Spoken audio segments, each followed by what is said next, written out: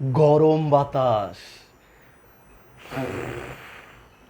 ঠান্ডা বাতাস, গরম বাতাস, ঠান্ডা বাতাস।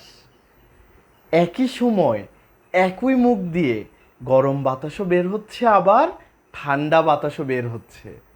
নর্মালি আমাদের শরীর থেকে যে নিঃশ্বাস বের হয় তা একটু গরম হওয়ার কথা, তাহলে কিভাবে আমরা সেই বাতাসকে আবার ঠান্ডা করে ফেলছি? বলতে কি পারো তোমরা কেউ? উত্তরটা আমিই দিচ্ছি। ইংলিশে একটি ওয়ার্ড আছে যার নাম হচ্ছে ইফিশন, বাংলা নিঃসরণ বলা হয়।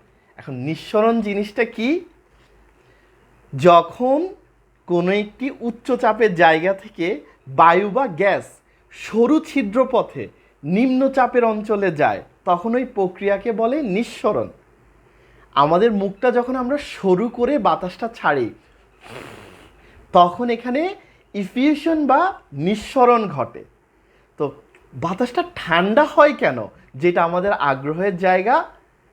সো আমাদের মুখের ভিতর জায়গাটা কম, আর বাইরে পুরো বায়ুমণ্ডল জায়গাটা অনেক বেশি।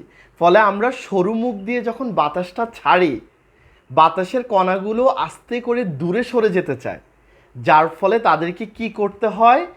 আন্তঃআণবিক আকর্ষণ বল, মানে অণুগুলোর মধ্যবর্তী যে আকর্ষণ বল তার বিরুদ্ধে কাজ করতে হয়। আর কাজ করলে কি হয়? শক্তি ক্ষয় হয়। আর শক্তি ক্ষয় হওয়ার ফলে তাদের তাপের পরিমাণ অর্থাৎ তাপমাত্রা হ্রাস পায়। এই জন্যই আমরা সরু মুখ করে ফু দিলে আমরা ঠান্ডা বাতাস পাই, কিন্তু নর্মালি ফু দিলে বা নাক দিয়ে নিঃশ্বাস ছাড়লে বাতাসটা গরম থাকে।